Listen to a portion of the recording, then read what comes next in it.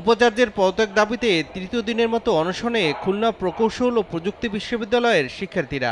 শিক্ষা উপদেষ্টার আশ্বাসেও কর্মসূচি প্রত্যাহার করেনি তারা, উল্টো দাবি আদায়ে ক্যাম্পাসে বিক্ষোভ মিছিল বের করেন আন্দোলনকারীরা।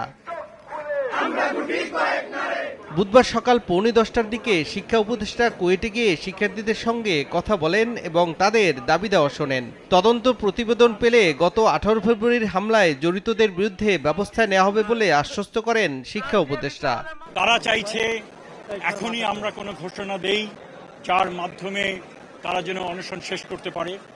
আমি তাদেরকে বোঝাতে চেষ্টা করেছি বিশ্ববিদ্যালয় পরিচালনার জন্য নির্দিষ্ট আইন রয়েছে এবং সেই আইনের মধ্যে থেকেই আমাদের যে ইনকোয়ারি কমিটি, অত্যন্ত কম্পিটেন্ট ইনকোয়ারি কমিটি, তারা সেই আইনের মধ্যে থেকেই তারা সুপারিশ করবেন বলে আমরা আশা করছি এবং সুপারিশটা পাওয়ার সাথেই আমরা চেষ্টা করব যত দ্রুত সেটা কার্যকর করা যায়। তবে উপদেষ্টার কথায় আশ্বস্ত না হয়ে কুয়েট উপাচার্য পদত্যাগ না করা পর্যন্ত অনশন চালিয়ে যাওয়ার ঘোষণা দেন শিক্ষার্থীরা। আপনারা আমাদের পদত্যাগপত্র অথবা ওনাকে অপসারণ করা হয়েছে এই কাগজটা এনে দেন, আমরা একটু পানি খেতে চাই, আমাদের অনেক তৃষ্ণা পাইছে। আমাদের শিক্ষার্থীদের জীবন নিয়ে শঙ্কা দেখা দিচ্ছে, কিন্তু এখনো আমরা তেমন কোনো ফলাফল আমরা পাইনি, আমরা শুধু আশাই শুনে যাচ্ছি। শিক্ষা উপদেষ্টা এসেছেন, উনি আমাদের অনশন ভাঙার জন্য রিকোয়েস্ট করেছেন, বাট আমরা স্ট্রংলি বলে দিয়েছি যেটা আমাদের ভিসি অপসারণ না হওয়া পর্যন্ত আমাদের যারা অনশনে বসেছে তারা অনশন ভাঙবে না। এদিকে চাপ দিয়ে উপাচার্যকে অপসারণ করা হলে তা মেনে নেওয়া হবে না বলে সাফ জানিয়ে দিয়েছে কুয়েট শিক্ষক সমিতি। সংবাদ সম্মেলন করে শিক্ষার্থীদের আবারও আলোচনার আহ্বান জানান শিক্ষকরা।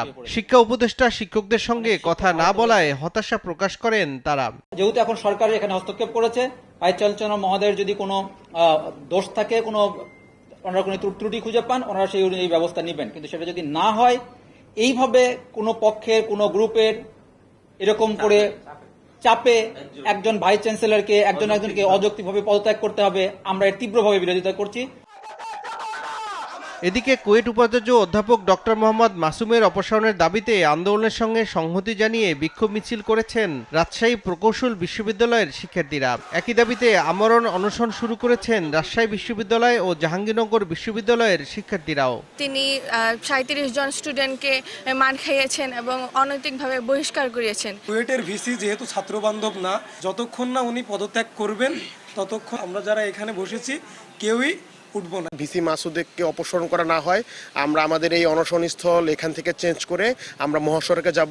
গত 21 এপ্রিল বিকেল থেকে কুয়েটের স্টুডেন্ট ওয়েলফেয়ার সেন্টারের সামনে আমরণ অনশন কর্মসূচি পালন করছেন শিক্ষার্থীরা।